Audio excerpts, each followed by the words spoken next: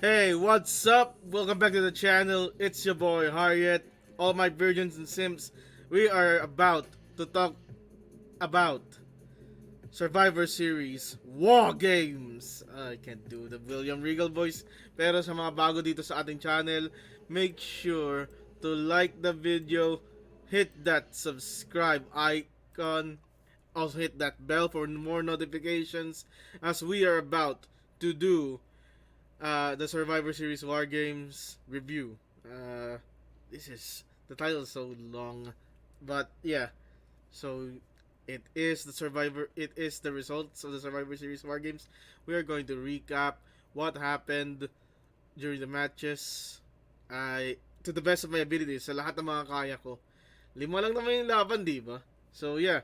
Uh, So without any further interruptions, let's get into it for the opening of Survivor Series 2022, which is kinda weird na parang walang graphical transition yung, di ba tuwing may magbubukas ng pay-per-view WWE, parang may, and now, sponsor presents WWE Survivor Series War Games. Walang ganun eh. Ang nangyari, welcome, and now WWE Survivor Series War Games presented by WWE Supercard. And then there's no transition animation. Like to talaga siya sa sa footage yung nung live feed ng pay-per-view. Tapos fireworks comes. And yeah. So, let's get into the first match of the night. First match of the night was yung women's War Games match. So it's the team damage control comprised of Bayley, Io Sky, Dakota Kai, Nikki Cross, and Rhea Ripley against the team of Bianca Belair, Alexa Bliss, Asuka, ano ba? Sino yun nandun? Minchin, yes, si Miss Minchin, tapos si returning Becky Lynch. So, this Survivor Series War Games match focuses more on high spots. We got some excellent chain wrestling with Io Sky and Asuka. I am wondering why Triple H haven't pulled the trigger yet on these two to even have a singles match on Raw. And also, the advantage here were the heel team of Bayley.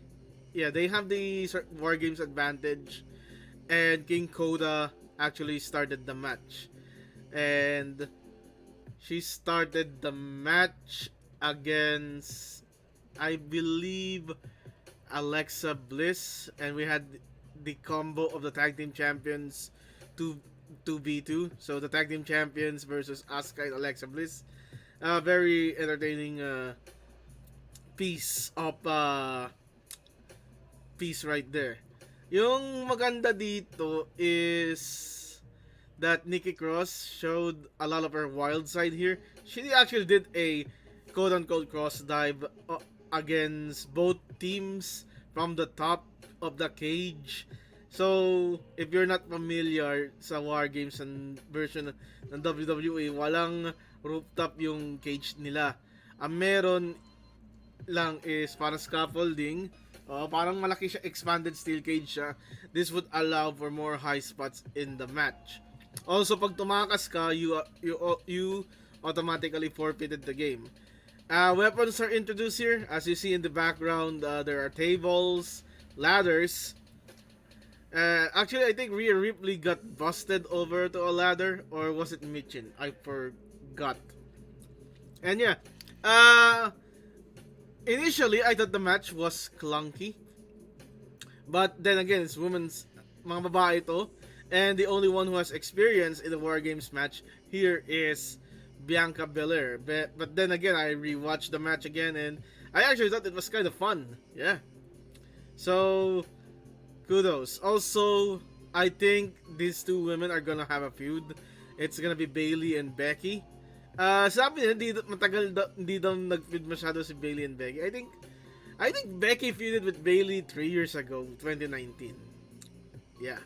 Tapos ang ano dyan, the finishing spot here, there's a transition of a manhandle slam, then there's a KOD by Becky Lynch, then KOD by Bianca Belair off the cage. They put the tag team champions on a table, and Becky Lynch actually dive up to secure the pin. And yeah, Damage Control actually lose again. So I think Damage Control needed the win here more. They've been overwhelmed by Super Bianca, but I did bet on Bianca, so yeah. So very good match to start up the show. Like I said, when I watch it live, I felt it was clunky. Then rewatching it again, it was kind of fun. It's something that you should not be worried about. Okay, onward to the next match. Second match of the evening was AJ Styles versus Finn Balor. Like how Michael Cole retold us, the viewers, yung mga casual kasi di man sila masyadong familiar eh. So it is job of the commentators to actually introduce the lore, and the lore of the Bullet Club has been retold by Michael Cole during the entrance nila AJ sa ni Finn Balor. And ay, as well, yung maskara ni Finn, I don't know how he can see on that thing. It's purely black. I would have difficulty looking at that thing. Ayun. Then AJ Styles, nice touch. He brought his New Japan mask. Kaya, ayun. Lots of chain wrestling here. I consider this match of the night. Even though I think the 2017 match was better. Yeah. There's a lot of chemistry between AJ Styles and Finn Balor. And my favorite here is when Finn tries to counter the Cap Crusher by ramming AJ Styles' head off the canvas many times to let go of the hold. There is a spot where the Judgment Day and the OC rolled to keep them out of the match permanently, and AJ Styles won the match via phenomenal forearm. I think AJ Styles haven't won a single pay-per-views match since 2019 or 2020. Either of those two. My memory is a bit hazy on the pandemic era of wrestling, kaya di ko malala when was the last time. But I believe it's 2019-2020 because most of 2021 kasama niya si Omos eh. Ayun. So yeah, AJ Styles really deserved the win here. But now it's 1-1 between Finn and AJ. I don't know how WWE is gonna keep going with it, but Triple H is on a roll, running, booking lately. I wouldn't mind these two seeing again for the rubber match. Next match we're gonna talk about is Ronda Rousey versus Shotzi Blackheart for the WWE SmackDown Women's Championship. Now, I said the women's Wargames match was clunky at the start, then fine at the end, and then if I rewatch it, it was fun. This one, not so much. I believe this is the worst match of the night, given how Ronda performs, very like stiff, like as a Ultimate Fighter, I can see why. And Shotzi is. I probably think this is a product test if Shotzi can run on a title match, right? And if this is a test, if she can run through the ropes against Ronda, then she failed miserably. I don't really remember anything about this match. I'm sorry. So, good. But I really think Shotzi doesn't stood a chance here. And Ronda will keep the title till Mania. I think Becky will win the Rumble. She will challenge Ronda. We're gonna have that Ronda Rousey versus Becky Lynch. Gonna blow up at Mania. Yeah, it's gonna be fun. Okay, onward to the next match. Okay, so up next is the triple threat match for the United States Championship. Austin Theory with his new Beyblade Burst Quad Drive entrance against Bobby Lashley and Seth Rollins. Seryoso, itong Beyblade, akala ko parang ano eh. Kasi di ba si Sami Guevara yung entrance sa AEW, yung Dragon Ball. Akala ko ginaya nila yung ano, yung concept, tapos enter si Theory gamit Beyblade. Ang sunod, Austin Theory entering with a Crash Gear. Austin Theory entering with Yu-Gi-Oh! Austin Theory entering with Pokemon. Austin Theory entering with Bakugan. Please no. Austin Theory entering with Super Yo-Yo. It's... Ayun. I had Seth winning this. He is trying to, like, di ba yung mission niya to make the US title prestigious. Then again, Austin Theory has a lot to lose here since he really was a dumb guy cashing in Money in the Bank on the United States Championship, even though he justified it with his interview the week after. And Bobby Lashley is just in the wreck everyone in leave mode. Kaya ganun. I can recall a spot in the ending of the match. So, alam niyo diba, ang trend ni Seth Rollins is to hit the superplex into the Falcon Arrow. So, Rollins managed to hit the superplex. Then he will set up Austin Theory with the Falcon Arrow. Bobby Lashley speared Seth Rollins, and Austin Theory pinned Rollins to win the United States Championship. I get it's a character reset for Austin Theory, but really, you did Seth just drop the title like that earlier? I understand Seth. Maybe Seth will gonna win it back, but yeah. Also, Triple H did remark this. Parang nagbigay siya ng komento dito sa press con niya, yung sinabi niya Austin Theory's career was dead like 2 weeks ago, and now he is United States Champion. I don't think now. I guess Theory's not gonna get buried after all. Triple H just doesn't like the character Theory had when Vince McMahon left, and Triple H just resetted his character, honestly, with a guy who enters in Beyblade. So, onward to the main event. So, the main event is the Brawling Brutes, Drew McIntyre, and Kevin Owens versus the Bloodline. And as WrestleTalk said, it's not much about the Bloodline versus the main event card of babyfaces, aside from Ridge Holland, who is like a fish out of the water here. We just got the rub from both Sheamus and Pete Dunne. It's more of the Bloodline's internal conflict. There's infighting in this affair. Infighting. TNA, right? Ayan. So, the infighting is, can Sami Zayn be trusted? Especially if Kevin Owens, Sami Zayn's best friend, is on the other team. Well, it's not like Kevin Owens didn't turn on Sami Zayn, right? Diba? So, yeah. Yung mga backstage segments dito, parang ine-explain ni Sami, pinapa-explain kay Sami bakit siya nagsinungaling sa SmackDown and everything. And what makes this Wargame special is that the face have the advantage, the team advantage. Usually, heel yun kasi in a 2-on-1 advantage, the heels are gonna have the heat, right? They're gonna beat up the babyface for the next 3 minutes if the heels have the advantage. Now, we got the face of having the advantage in this match. And with that, yung dito, it's not gonna be like for the wrestling. You're gonna see it for the storyline. So, the faces have the advantage. Roman Reigns is imposing his will, sitting on a chair inside the shark cage. And then, when the next member of the Bloodline is going to come out after the Brawling Brutes was tearing apart Jey Uso's hand, it was supposed to be Jimmy Uso to come out, and then he pulled Jimmy Uso's trunks and asked for Sami to enter. Good storytelling. Roman ordering Sami to help out Jey Uso solve this infighting now. He wants it done now.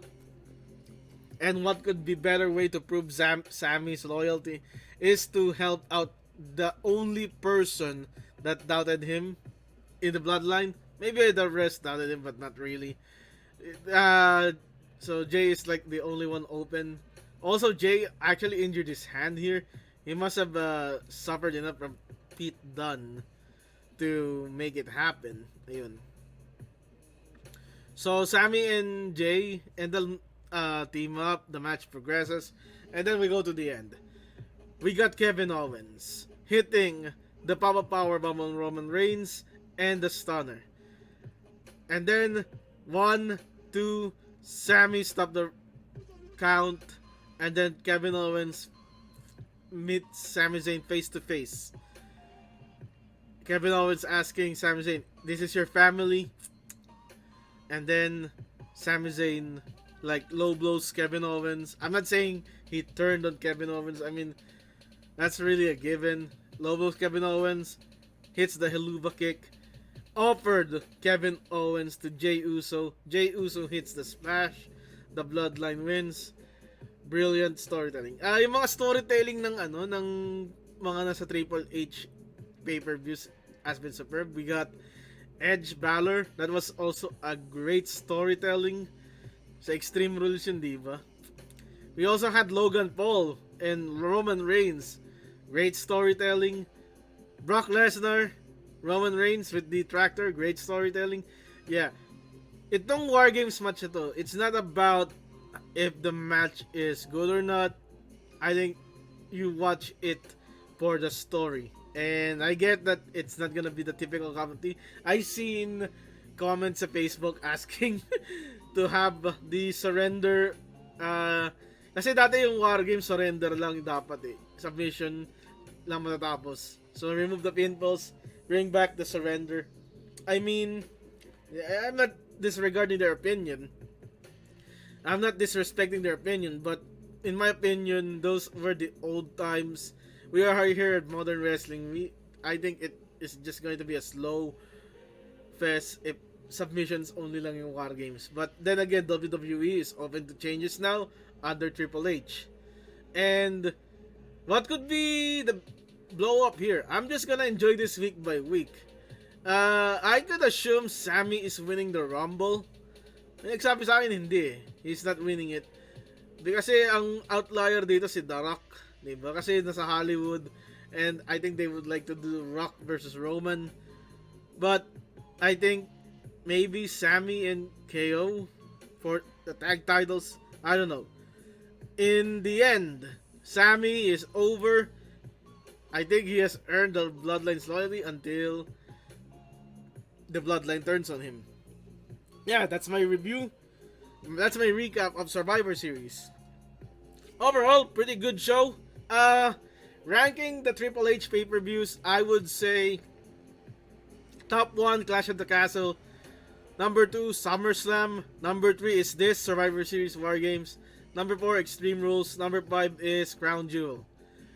Yeah. So, yeah, it's going to be top 3 in the Triple H era pay-per-views. And we have a long road till the Royal Rumble.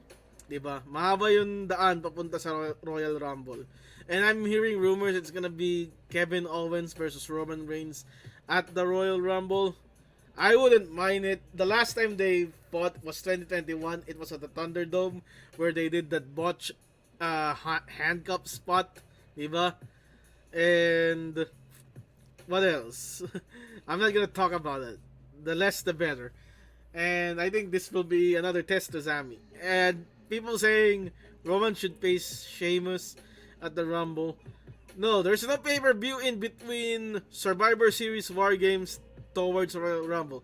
I believe Roman will defend the title against Sheamus at a television show. Maybe on SmackDown. It has to be SmackDown.